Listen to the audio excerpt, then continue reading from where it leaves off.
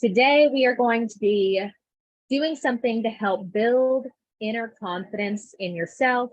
And the way that we are going to do that is we're going to be looking at this exercise that I've done with myself and I do with my clients to help deepen our level of self-acceptance.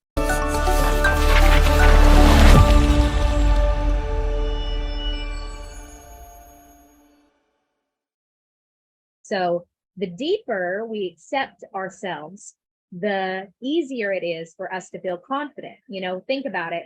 If someone calls you a name or says something, right? Let's say you are kind of quirky, right? If you're self-conscious about that, or you don't accept that quality about yourself, then it's going to lower your self-esteem or your confidence levels. But if you have embraced your quirks or whatever that sets you apart, right?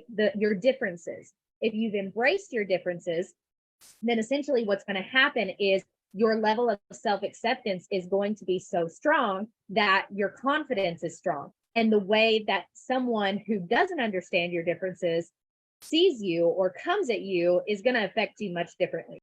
So how do we heal this limitation? So let's talk about, right? So the limitation, the first thing that we need to do to heal a limitation like this, or something that's holding us back from truly accepting ourselves and stepping into the confidence that we want to have, we have to identify the negative belief or the programming. We need to identify, like, why don't we accept ourselves, or what is it about our life experience that maybe has prevented us from accepting ourselves, right? So number one, we've got to identify that, right? So for me, I identified at around 12 years old that I created this belief that if I feel different, or if there's something about me that makes me different, I'm not lovable, right? So at 12 years old, that is the programming or the decision or the belief that I had placed upon myself, that if I am different, I am unlovable.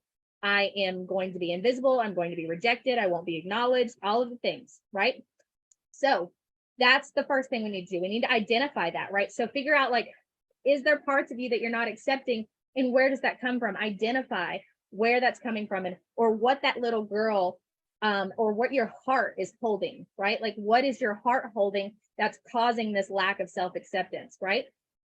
So the second thing that we need to do is we create some doubt, right? So we've got this big feeling of, if I'm different, I'm unlovable, right? So now we need to create some doubt, and we need to see a little bit of a bigger picture here. We need to step out of this, like, victim mentality. We need to step out of this really heavy feeling in our heart, grieving who we are, right?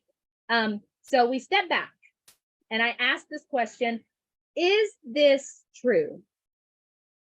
Is this 100% true? Or is this like some sort of misunderstanding, right? And when you first ask this question, it may be hard to see any doubt, because you may think, no, this is true, and I have experiences to back the truth up of it, right? Like, I could have easily said that, but I wanted to step back, and I wanted to see it from all angles, from all points of view, right? I wanted to stop living in my little bubble for just a moment, and I wanted to take a big step back to the bigger picture, right? So now step 3, we figure out, and when I step back into the bigger picture, right? So like, I ask my higher self, or I ask, something that I feel is bigger than me, or I even look at the situation just a little bit differently. Did my family not love me because I was different? No, that's not actually true. It felt that way. It felt like I was not accepted, but that's not actually 100% true that they didn't love me, right? So I can say, no, this is not 100% true. So I'm going to step back further.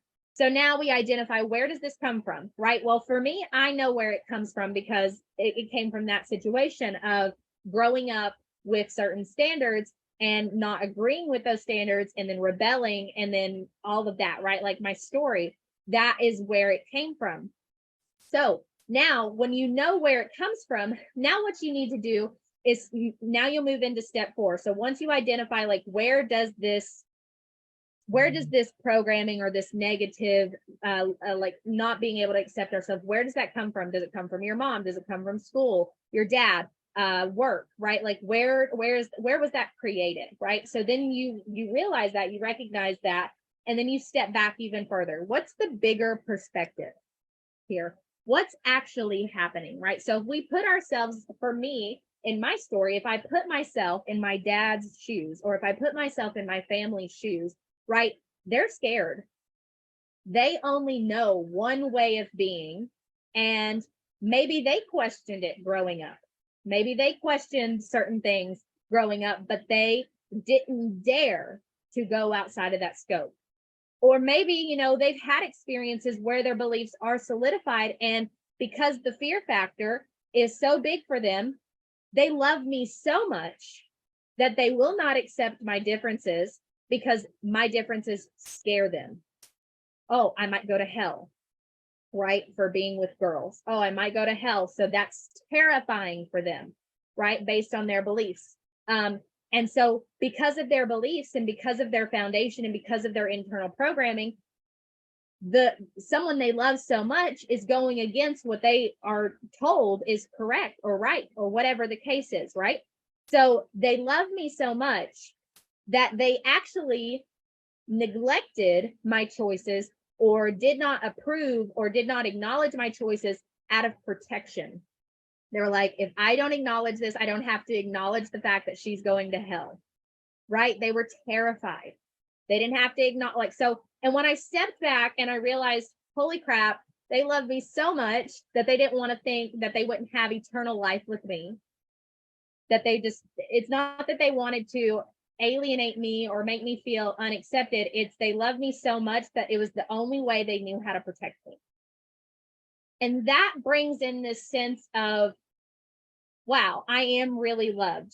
Now, there can be more work that needs to be done. The next level of this would be some emotional work. But today we're just talking about how to overcome the limitations. And this is the best way that helps me, right? Is stepping back and really seeing a bigger picture of like everyone involved here, right? And then the emotion part is giving yourself what you need, right? So giving with the information, you know, going into that emotional state and saying, hey, or going to that 12-year-old, right? Going back to that 12-year-old, like for me, right? What I would do is now I have a bigger picture. And now me as my current self who has this information, I'm going to go back to my 12-year-old and I'm going to give her that information in my mind. Now, this is a meditation, right? I'm going to close my eyes. I'm going to go back to my 12-year-old and I'm going to say, look, this is what was actually happening. This had nothing to do with you being afraid. This had nothing to do with you being different. They just didn't understand it, right? Like I would go and I would have a personal, intuitive conversation with her, and I would help her accept this change and grow and let it go so she could really accept herself and live out a completely different life and meet me on my current timeline so that we can create confidence and self-acceptance. And I would go back and I would fix that gap in the timeline, and I would bring her to me where I am today. I know that this is some advanced stuff, but I hope you guys are following me and that you guys are making sense of this, and this is good, helpful. So then the final thing is, once you go back, you create a bigger perspective, you fill the hole, right? Once you fill that gap, you come back. What's the new belief that you want to adopt, right? So for me, it may be something along the lines of, my differences make me unique, and it's okay if other people don't understand it, right? Like something along the lines of accepting that everyone's not going to understand what makes me different or what makes me unique, and being okay with that. So here's the beautiful full circle part of it. The more you accept yourself, that is immediately going to translate in your ability to accept other people, right? So you can see in my new belief that I've created here, I was not accepting myself, but now it's like, I'm okay to be different. And it's okay if other people don't understand my differences. So it's like, I'm not only accepting myself for my differences, I'm now accepting other people for their knowledge and their life and the way that they understand things. And it doesn't have to match mine. So not only am I deeply accepting myself, but now I'm accepting others. And it's just this big ripple effect. into the way we show up in our own lives and the lives of others. So I hope this is helping and making sense so far. So now a challenge that may come up with this is, yes, you've just done this powerful work. Maybe you are starting to see some things differently if you're doing this with your own limitations or the own parts of yourself that maybe you're not accepting fully, right? If you plug and play your own situation with these tools, maybe now you're starting to see, hey, I can have a different perspective. I have better knowledge here, right?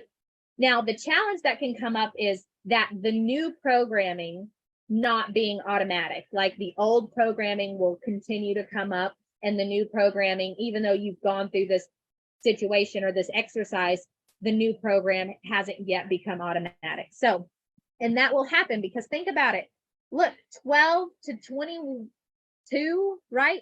I don't know how many years that is, but that's a lot of years. Literally 10 years, I think. 10 years of telling myself that I'm unlovable, of being different. 10 years of this consecutively playing like a CD on repeat in my mind. Yeah, we can't expect that to just go away overnight, right? Just because we've done an exercise and we see things differently, right? That's the first step. But to continue on and to make that new perspective, the new belief that you want to adopt automatic, you are going to need to create a mantra.